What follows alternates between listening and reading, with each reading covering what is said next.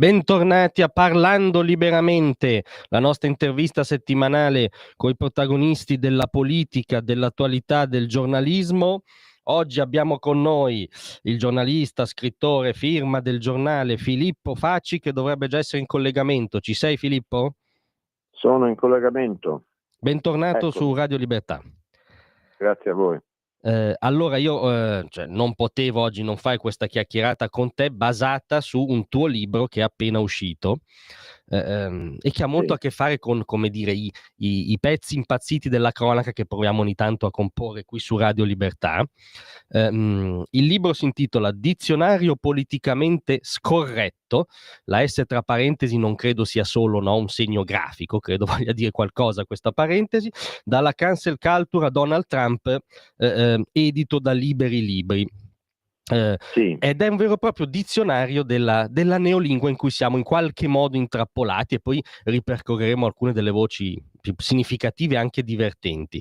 Volevo iniziare con una domanda, diciamo, generale sul senso di questo libro. Mi sembra, io ho questa impressione, poi dimmi tu ovviamente se è fondata o meno, è un formidabile manifesto controculturale, ma non nel senso corrente del termine, cioè contro la cultura anche, o meglio il culturame. Non vorrei scomodare, no, Mario Scelba, un vecchio democristiano che non so quanto ti faccia piacere, ma contro una certa cultura media, diciamo, un certo alfabeto culturale medio e diffuso, che nega quelle che sono delle verità fattuali, biologiche, insite proprio nell'essere umano. È così o come ce lo vuoi spiegare? Allora, questo libro alla fine, che voleva essere estremamente semplice, e in parte lo è, perché appunto ha un dizionario con 300 voci, alla fine è diventato un sacco di cose. Una è quella che dici tu, nel senso che c'è tutta una parte teorica introduttiva, prima che inizi il vocabolario vero e proprio, dove praticamente si ristabilisce quell'ordine scientifico e biologico secondo il quale, insomma, noi possiamo migliorare culturalmente, però il nostro hardware, inteso come cervello, è sempre quello dell'Homo sapiens, risalente a come minimo 50.000 anni fa, c'è chi dice fino a 300.000, e che insomma non è che ci ha reso più buoni, non è che, voglio dire, l'evoluzione tecnologica e quindi etica e tutte le regole, i buonismi e via dicendo, che sono una cosa, intendiamoci, ottima, però hanno fatto sì che, non so, che nostro nonno fosse più cattivo di noi, che Aristotele fosse peggio di noi e i greci, appunto, plesocratici fossero peggiori di noi. Noi siamo sempre quella roba lì. E quindi, come dire, c'è un detto homo homini lupus, per cui insomma possiamo cercare di migliorare, ma non è che siamo una razza particolarmente eletta, nel senso anche di una qualche bontà che la natura non conosce, perché la natura non conosce il buono e il cattivo. Conosce il proprio adattamento, conosce ciò che le succede. E noi insomma siamo una parentesi infinitesimale della storia di questo pianeta, e con le nostre parole, insomma, attraverso le quali cerchiamo di riplasmare la realtà, talvolta abbiamo il potere di renderci particolarmente ridicoli. Per questo ho cercato di inventariare tutte le parole nuove del nostro tempo, se vogliamo, col dettaglio che un vocabolario così avrebbe potuto essere fatto in varie ere della nostra storia, però ora è diventato, non dico urgente, ma particolarmente anche un po' folle cercare di farlo, perché insomma, le parole cambiano di continuo. Non i ritardati culturali, ma noi tutti, che siamo tutti ritardati culturali, abbiamo tutto il diritto di perdere il filo e di non sapere più che una parola è diventata un'altra, o forse un'altra ancora, o forse un'altra ancora, e quindi ci ritroviamo per decisione, attenzione, non nostra, perché una volta le parole partivano dal basso nel loro cambiare, dal volgo, e arrivavano piano piano, insomma, all'Accademia, non so, l'Accademia della Crusca per dirne una, e poi insomma venivano nei vocabolari definitivamente. Ora ci sono delle elite che dall'alto cambiano le parole di continuo e ci spiegano che sono sbagliate, con risultato assolutamente schizofrenico che ci sono un sacco di parole che vengono dalla gente comune usate ancora oggi, mentre mentre queste elite non sanno neanche che appunto ciò avvenga, e sono già passate a cambiarle una dopo l'altra, ed è qua che insomma possiamo fare tutti gli esempi che vogliamo e che sappiamo. Certo, diciamo che è un'ingegneria psicolinguistica prima ancora che sociale, Sì, diciamo. sì, che non va confusa, permettimi. Non è il solito discorso del burocratese oppure del giornalese, cioè non è solo l'ipocrisia un po' piccolo borghese di quelli che dicono, non so, o scrivono, Tizio si è spento anziché è morto, oppure che si reca in un posto anziché semplicemente andarci, come diciamo noi comunemente parlando. È proprio una terminologia inzuppata di termini inglesi, in qualche caso giustamente perché l'inglese è una lingua molto sintetica, in qualche caso assolutamente no, perché abbiamo ottime parole italiane che vanno benissimo, che fa sì insomma che non si capisca più niente e quindi in un certo senso ci si possa aggiornare anche per capire certe aberrazioni a cui siamo giunti. Certo, e diciamo, tu giustamente ci dicevi come un tratto di questa ingegneria della lingua è il suo aggiornamento costante, quasi compulsivo, per cui si perde il filo. Allora, secondo me ci sono 2 esempi anche divertenti nel tuo libro, che afferiscono un po' alla stessa area, no, concettuale. Il continuo aggiornamento dell'espressione, quella originale credo fosse LGBT, ma poi ha avuto un Ah profluvio di vabbè, consonanti, lì di ci si segni perde. vari, e in parallelo anche la vecchia omofobia è già una cosa reazionaria, no? Perché è diventata poi omobifobia, omobitransfobia. Com'è questo meccanismo? Ce lo puoi riepilogare? Allora, a memoria non me lo ricordo, adesso dovrei cercare, prendere il libro e guardare, però il qualche cosa per cui una volta si divideva insomma l'umanità binaria, che già binario io spiego che per me binario, che visto che ho superato i 50 è una vecchia canzone di Claudio Villa, però binario cioè insomma quello che vedevi alla nascita, sesso attratto dal sesso opposto, inteso come maschio e femmina. Allora poi hanno preteso di complicarlo tutta una serie di sessi, allora è diventato LGB, poi LGBT, poi LGBT+, poi hanno aggiunto vari pezzi e che ora a memoria non mi ricordo perché poi cambia anche a seconda, adesso intanto cerco, Sì, esatto, figurati. come posso dire, è qualcosa che cambia anche a seconda della nazione in cui vai. Perché, aspetta, che forse lo trovo. Ecco, per esempio, mentre scrivevo, eravamo alla versione italiana che era LGBTQIAPK, la versione italiana, che già se voglio Mi dire sono già perso, sembra, effettivamente. è appunto, però se tu vai nella versione canadese, è la LGBTQIA2S+, perché dentro, oltre a lesbiche, gay, bisessuali, transessuali, queer, intersessuali e asessuali, che sono a loro volta termini che io devo spiegare nel libro bene che cosa si Certo. equivalgano. C'è la versione appunto canadese che aggiunge i two spirits, cioè che vuol dire? Perché in Canada c'è un'orribile isola nordamericana che si chiama Tartle, disabitata tra l'altro adesso, però se si fanno un ragionamento sugli antenati, dove c'è insomma qualcuno ha incarnato uno spirito maschile e uno femminile insieme, e quindi hanno voluto mettere anche la loro sessualità, insomma è qualcosa che fa sì che si giunga a aberrazioni, per cui ad esempio mentre noi non so siamo abituati, quelle che noi pensiamo essere persone normali a buon diritto, che nasca un bambino e dicono com'è, maschio o femmina, alt. Se vai in Inghilterra hai 21 possibilità No, cioè sono di scrivere. codificate 21 possibilità. 20, sì, ci sono 21 possibilità, almeno quando ho scritto il libro, perché cioè qua ti volti un attimo, rientri a casa e è cambiato tutto.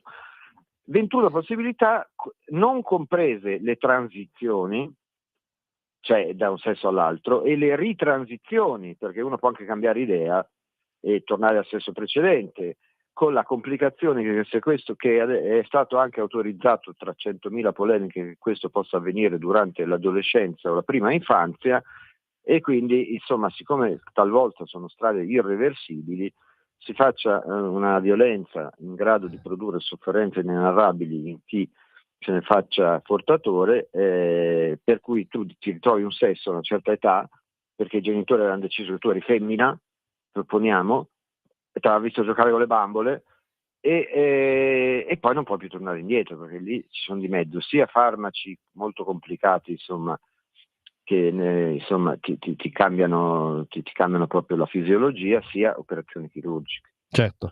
Poi vabbè, termini ce ne sono tanti altri. No, ma infatti io invito a leggere il libro, perché non si può riassumere tutto, ovviamente, il percorso nel dizionario politicamente corretto. Che poi qual è, fammi dire, Giovanni, qual è la madre di tutti i termini, se vogliamo, il simbolo delle parole che cambiano? Sì? È negro, cioè, diciamolo. Perché negro, cioè, secondo te riassume tutte che queste già storture? a dirlo adesso magari qualcuno ascoltatore aveva detto ma come dicono negro? Sì, lo dico perché allora, è sul vocabolario, anzitutto, se uno, vuol dire insomma che appartiene a diverse razze del ceppo negride, dell'africano, che poi appunto noi tutti veniamo da quel ceppo originariamente. Certo. Poi è ancora detto, è pronunciato tranquillamente tra la gente, soprattutto nel nord-est dell'Italia, si dice negro, sono cacchi a fare. Poi io in seconda media, che non è che sono Matusalemme, cioè la prova di lettere mi diede Ragazzo negro di Richard Wright da leggere, e a me e a tutta la classe. Vabbè, oggi sarebbe arrestata. Oggi sarebbe arrestata. Sì, però si chiama Ragazzo Negro, il libro, cioè non so se su internet come l'abbiano poi ribattezzato. E poi lo sappiamo tutti come è andata, no? Si passò a nero e va bene. Ricordava Black Power, l'anglo-americano, insomma, così.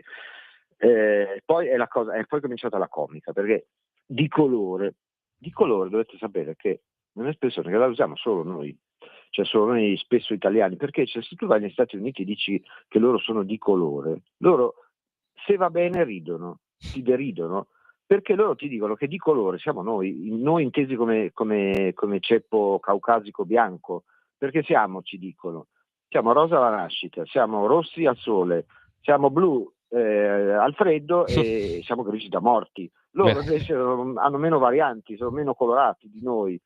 E però ci fossimo fermati lì, perché poi è cominciata a allungarsi, no, la cosa, no? L'afroasiatico, l'afroamericano, che già sono 7 sillabe, l'extracomunitario celeberrimo, l'immigrato di colore, che poi che colore è alla fine? Un marrone scuro. E adesso, mentre io scrivevo il libro, ero fermo ad afrodiscendente, che voglio dire, mi si incespica la lingua anche qua.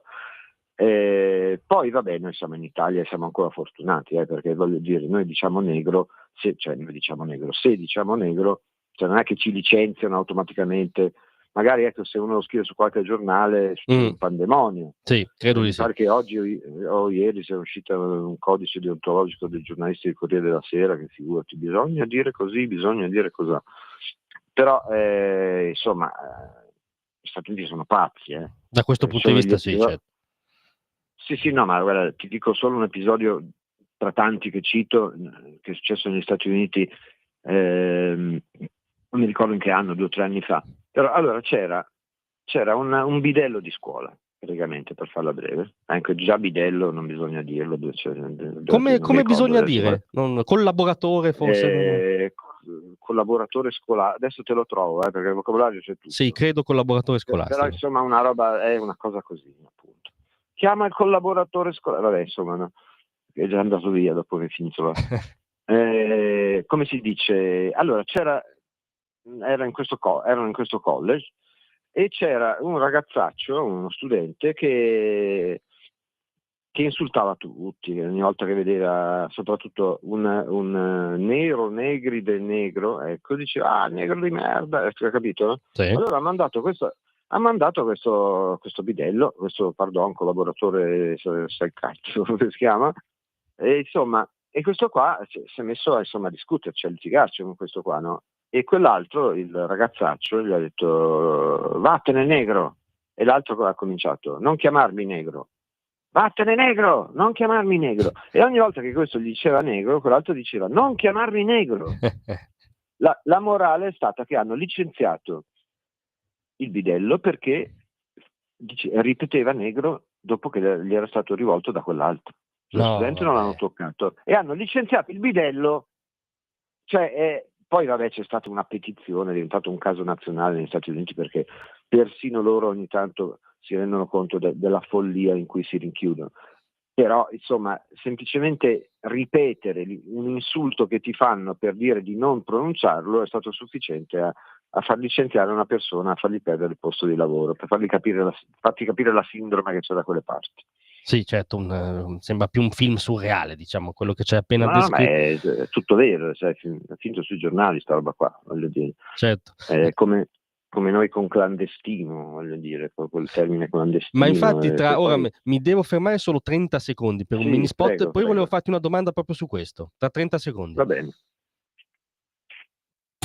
Ladri e rapine? Chiama Sicurbet e installa Dialogos. Telefono 389 11 89 705. Antifurto senza fili o videocontrollo da 980 euro netti. Chiama il numero 389 11 89 705. Prima è meglio che dopo. Sicurbet 389 11 89 705. Bentornati a Parlando Liberamente con Filippo Facci, autore del dizionario politicamente scorretto, S tra parentesi. Giustamente ci stavi raccontando tra l'altro come questo dizionario sia fatto anche e soprattutto forse di parole tabù. No, per questa appunto neolingua. Una di proprio Sì. tabù per eccellenza è clandestino. Alla voce che Sì, tu hai poi composto dipende. del Sì. dizionario, tu metti tutta una serie di alternative presentabili: migrante, regolare o irregolare, beneficiario di protezione umanitaria e altre perifrasi, diciamo, accettabili. Sì, no, lì guarda, Ma clandestino non va bene in ogni caso. Ma come mai una no, parola clandestino non così... va bene, c'è stata anche una condanna in passato fatta alla Lega perché aveva usato il termine clandestino, che Certo. c'è anche lì, figurati, l'impazzimento giurisprudenziale.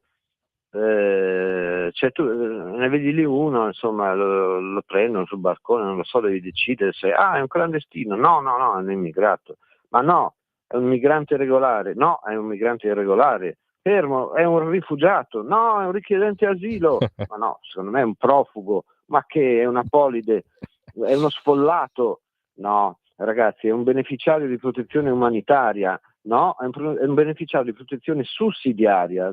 È una vittima di tratta, ma secondo me è un delinquente, basta, è terrorista, però clandestino non va bene.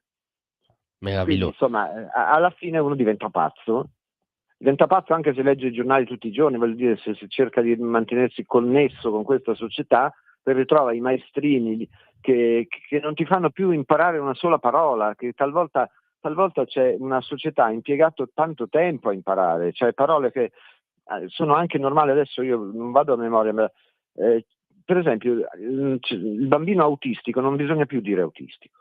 A te, e come bisogna dire? Adesso me lo devo cercare perché ti confesso non me lo ricordo. Comunque bisogna dire, essere... No, ma per dire, ce n'è tantissimi. Aspetta, allora, quanti ci hanno messo a capire che cos'è l'autismo e non l'hanno magari ancora ben capito perché è uno spettro molto ampio? Certo. Quanti genitori, voglio dire, hanno anche imparato a spiegare che disturbo sia, no? Basta, cambiato, neurodivergente, che sembra che è peggiorativo secondo me, perché è peggio che autistico, e poi sembra un detersivo. Quindi è pieno di termini che non vanno bene, ma partendo naturalmente dai soliti, cieco, muto, sordo, grasso, ciccione, zingaro, frocio, grasso, nano, ma robe folli, non pensare solo che uno dice nano, ho detto non dire nano. C'è l'esempio di professori universitari che stanno facendo uno studio con gli Stati Uniti in collegamento con università americane, che hanno parlato dell'elefante nano, celebre elefante nano che stava su un'isola perché nelle isole tutti gli esseri viventi, i mammiferi, tendono a diventare più piccoli, e però la traduttrice americana ha detto: senti, dovrebbe trovare un altro termine perché nano non va bene. Si chiama elefante nano, cosa devo dire? Elefante verticalmente svantaggiato, sai, voglio dire. Ma è successo per un sacco di termini, cioè, pensiamo anche appunto zoppo, Poi vabbè, io ovviamente non parlo solo di questo in questo libro, perché ci sono tutti i temi dell'ecologia, dell'ecologismo, del Green Sì. Deal, Tra il l'altro, catastrofismo, prego. questa neolingua prevede anche una serie di prefissi, no, che trasmettono di fondo un'ideologia. Uno dei principali è eco, perché poi viene declinato, no, eco-ansia, eco-poveri. Ma Come sì, mai è diventato un prefisso così importante?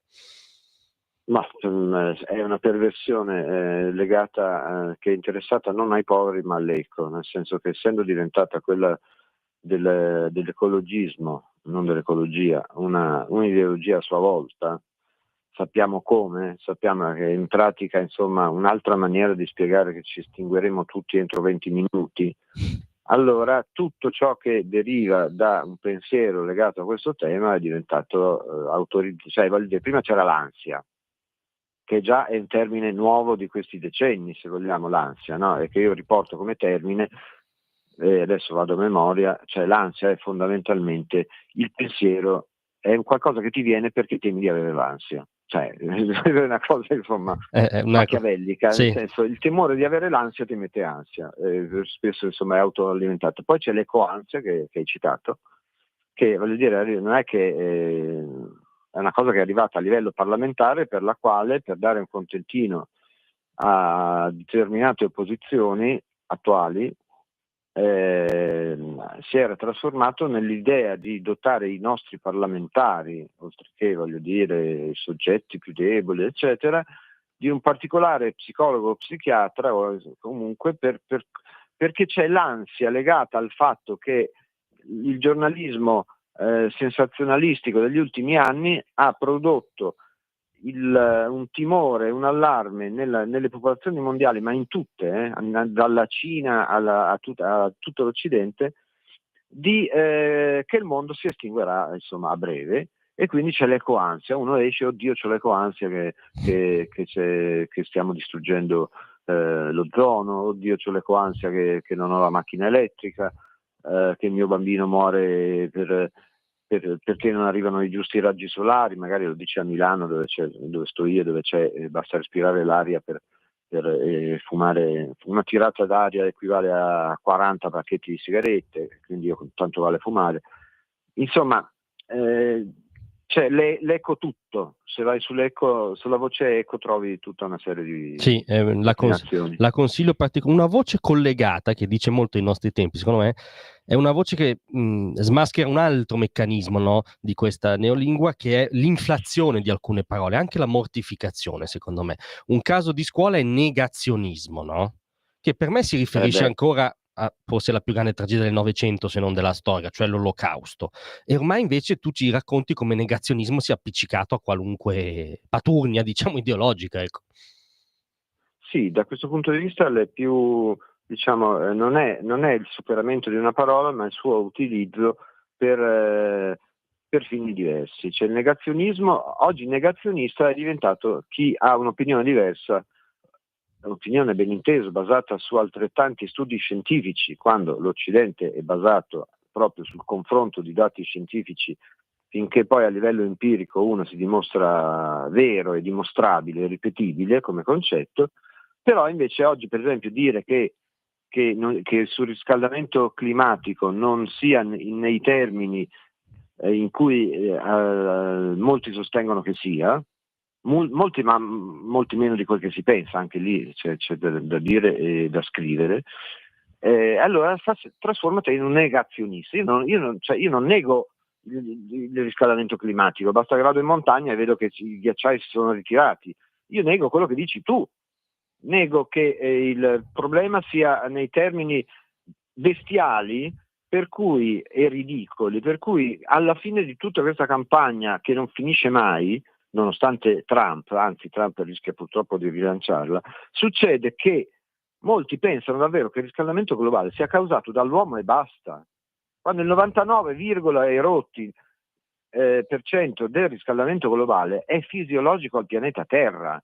Stiamo vivendo una fase di riscaldamento a cui seguirà poi il raffreddamento, cioè poi allora ti dicono sì, però noi lo stiamo accelerando. Sì, lo stiamo accelerando, ma in termini percentuali che è megalomane sia pensare che abbiano un'incidenza decisiva megalomane quindi è l'essere umano che pensa di poter distruggere la Terra andando in giro con la macchinetta, sia è megalomane pensare di poterlo fermare facendo qualche protocollo di Kyoto o accordo di Parigi o cose del genere. Cioè siamo quello che siamo, voglio dire, siamo di passaggio su questo pianeta che ha resistito senza di noi per il 99,99% del suo tempo.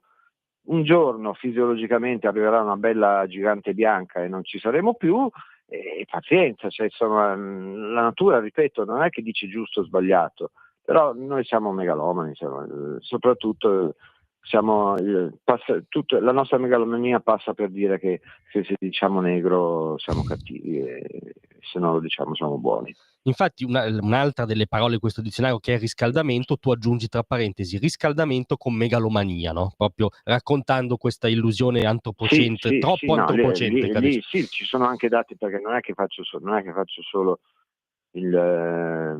come posso dire, la moraletta sbrigativa che sto facendo con voi, però metto anche giù dati scientifici seri, perché i dati scientifici seri esistono. Tra i 1000 che ogni giorno per sensazionalismo o junk science, come la chiamano, ti propongono sui giornali, la stessa per cui, non so, di recente ho visto che dall'università giapponese ha proposto che i dinosauri 65 milioni di anni fa si sarebbero estinti per colpa dei loro peti, capito, che distruggevano, cioè ogni giorno spara. L'università giapponese, cinese scusa, ha proposto questa teoria per cui i gas intestinali incessanti dei dinosauri 65 milioni di anni fa hanno distrutto l'ozono e quindi sono morti. Vabbè, c'è spazio per tutti, però ecco, poi esiste anche ancora una classificazione tra serio e meno serio, e se tu prendi la tanto vituperata ONU e guardi sotto le voci che parlano di tutti questi allarmi che semplicemente una volta non c'erano perché non esisteva internet per parlarne, come, non so, gli incendi. Sono aumentati gli incendi? No, sono calati gli incendi. Gli uragani sono calati gli uragani. Sono aumentati magari in una parte e sono diminuiti dall'altra, ma globalmente sono calati. Dopodiché dal 700 a oggi, cioè da quando c'è stata la rivoluzione industriale e via dicendo, sì, c'è stato un aumento della temperatura di, mi pare, non so se 0,8 gradi, adesso non voglio dire sciocchezze, ma ho segnato tutto per i rapporti ONU oppure gli importanti organismi statunitensi, sono lì da leggere. E però nella nostra versione cosa succede? Non so, che un giorno ci sono le buche nelle strade a Roma, come è successo, e quindi insomma ci sono dei casini, e arriva la Boldrini, arriva la Raggi e dicono che è colpa del riscaldamento globale, se ci sono i buchi non che loro non hanno messo un asfalto del cazzo e non sono stati capaci di fare il loro lavoro, no, cioè è colpa del riscaldamento globale, e ce lo spiega lei e Greta Thunberg. Sì, è un passepartout, diciamo, ormai. Sì, Greta Thunberg, ve la ricordate, no? È quella che fa i viaggi solo che viene ricevuta in Parlamento, che se fa un viaggio lo fa in nave e diventa uno scoop che sia costretto a defecare in un secchio durante la crociera da Londra a New York. Insomma, è l'impazzimento di un paese, di un mondo, di un pianeta. Sì, un altro passepartout che è riportato nel dizionario è la parola /accusa di suprematismo, che è sempre suprematismo bianco, quando mi permetto di dire che nella storia ce ne sono viste anche altre forme. Ma comunque, a un certo punto tu racconti come la Cappella Sistina di Michelangelo Buonarroti è stata accusata di suprematismo bianco. Come diavolo è stato possibile?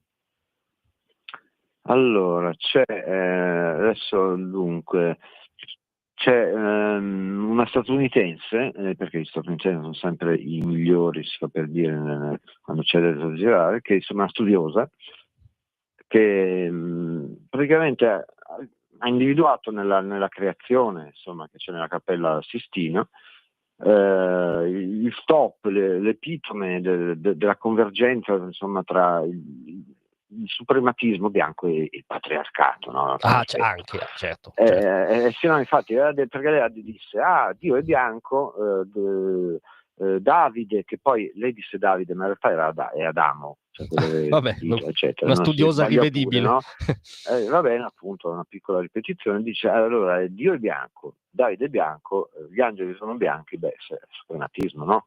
Certo. Tra l'altro è bianca anche lei, l'Adangelo, che ha fatto un libro, perché poi c'è sempre da incassare, lei ha fatto il libro, ecco l'ho trovato adesso. Fragilità bianca, perché è così difficile per i bianchi parlare di razzismo, no? 2 milioni di copie. E poi andava in giro, faceva le conferenze a pagamento per 3 ore, $15.000, a spiegare che in Italia c'è il suprematismo bianco perché qualche secolo fa dovevano farli neri. Cioè, mi ricorda un'altra polemica che riporto nel libro, polemica, insomma, un'altra voce demenziale che è quella della musica classica, no? Perché adesso tutto deve essere visto in chiave anti-integralista, no? Anticoloniale, antisuprematista, appunto. Cioè, stanno cercando di cancellare negli insegnamenti, ma non degli insegnamenti di qualche remoto paese, voglio dire, ad Oxford, ad Harvard. Insomma, l'importanza di Mozart, di Beethoven, di Bach, di Wagner, perché sono il prodotto di una concezione colonialista dell'arte. Si è occupati troppo di musica europea nel periodo schiavista, e quindi vabbè, che alternativa c'era? Cioè, quando a un certo punto gli hanno detto va bene, allora chi studiamo? Ha detto, e hanno individuato magari che ce n'era uno, Boulogne si chiamava, che era un compositore francese del Settecento che era di origine africana. Cioè, non ho capito, dovevo studiare solo lui. Intanto l'Europa, no, che c'ha la sinfonia numero 9 come inno, quello ecco, che è il certo. quarto movimento della nona.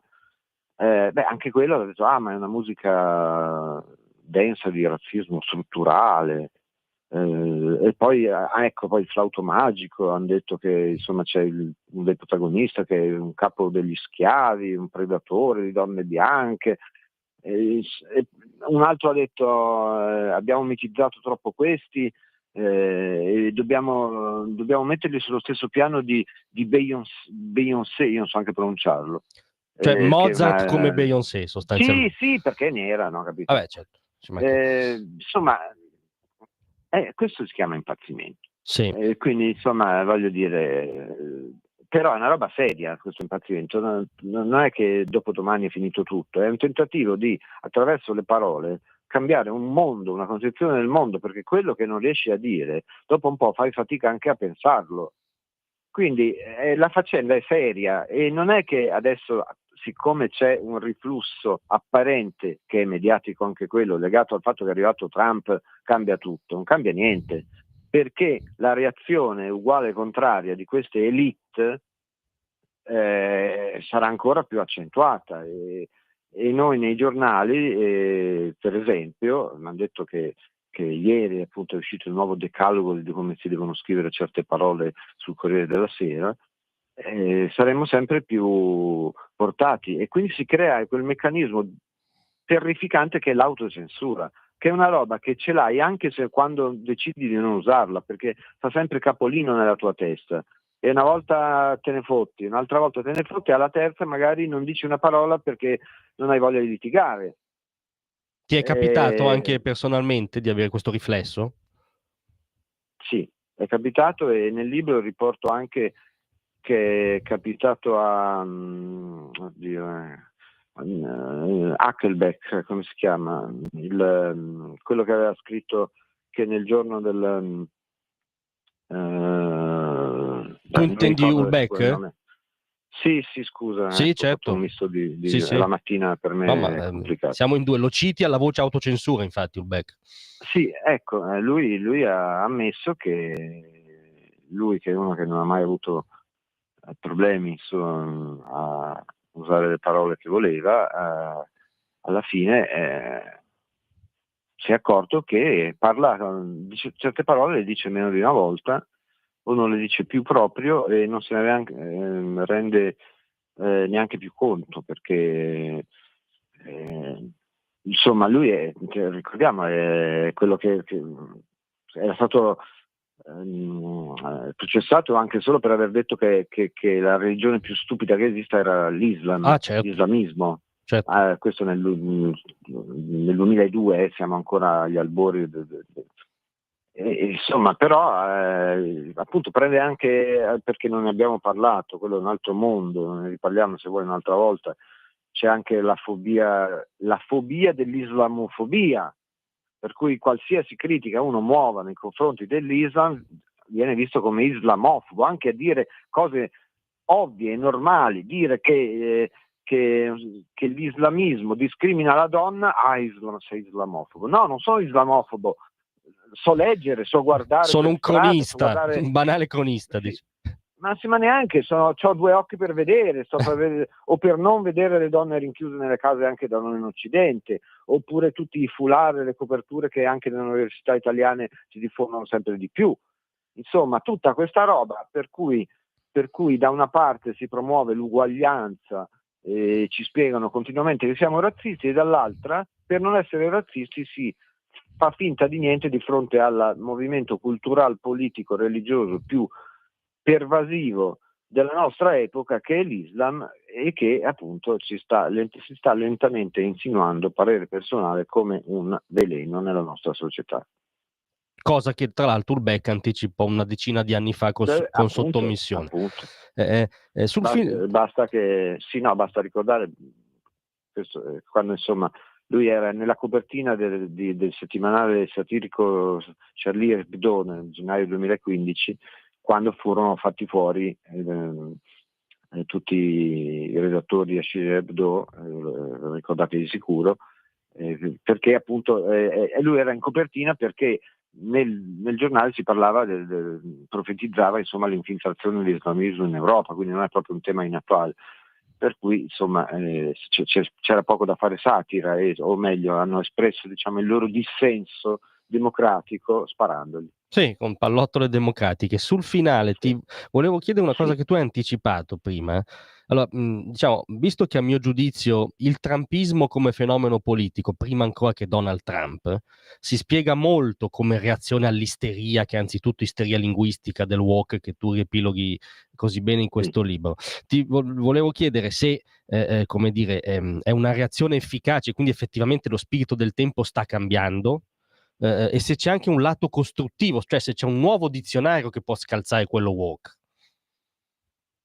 Allora, il nuovo dizionario che scalza quello woke c'è già, ed è quello della vita quotidiana e reale di noi tutti, cioè c'è il come noi parliamo veramente, perché se vedi tutti i termini che ci sono in questo vocabolario, una persona normale la metà non li conosce, anche perché sono neologismi inglesi. Certo.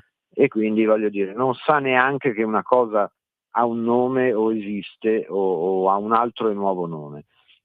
Però ecco, circa la possibilità di usare termini che già si usano e non si dovrebbero usare più perché l'ha deciso qualche elite di New York, e quindi noi scimmiottiamo e copiamo e via dicendo, soprattutto perché la verità a sinistra. Il rischio, perché io non ho la palla di vetro, è che da una parte sì, politicamente si è resi conto che è stato un boomerang, perché ci sono un sacco di persone negli Stati Uniti per esempio, ma non solo negli Stati Uniti, un sacco di destre nel mondo che hanno preso i voti di un sacco di gente a loro volta che è stufa di sentirsi dare dell'ignorante, della maleducata, perché non sa usare le parole giuste, non sa più di che cazzo stanno parlando lassù, dove usano tutti questi termini al posto di quelli che loro hanno usato per decenni, senza essere razzisti, senza avercela con nessuno. E quindi vedere Trump che manda al diavolo questo all'Università dell'Indiana o di Columbia e via dicendo, dà piccole soddisfazioni, però c'è l'effetto rebound che secondo me rischia potrebbe rilanciare ancora più in maniera forte il desiderio di accentuare quello che alla fine però si tradurrà in un distacco sempre maggiore tra elite e pubblico. Quindi il paradosso è che abbiamo la sinistra che un tempo era popolare, che è sempre più distaccata dal paese reale, che ha preferito votare, non so, uno come Trump perché perlomeno si capiva quello che diceva, oltretutto, e Trump che fa questa battaglia come possiamo farla in tanti, ma come posso dire, per alcuni magari diventerà un esempio negativo. Quindi insomma, quelli che mi hanno detto che questo libro era datato non hanno capito niente, cioè la battaglia comincia adesso. Sì, da un lato temo anch'io, dall'altro, come dire, nel nostro piccolo contribuiremo alla battaglia, ci risentiremo senz'altro. Io riconsiglio il tuo dizionario politicamente scorretto per liberi libri e ti ringrazio molto di essere stato con noi. Grazie a voi a tutti e a presto. Ciao Filippo, a presto. Ciao ciao. Parole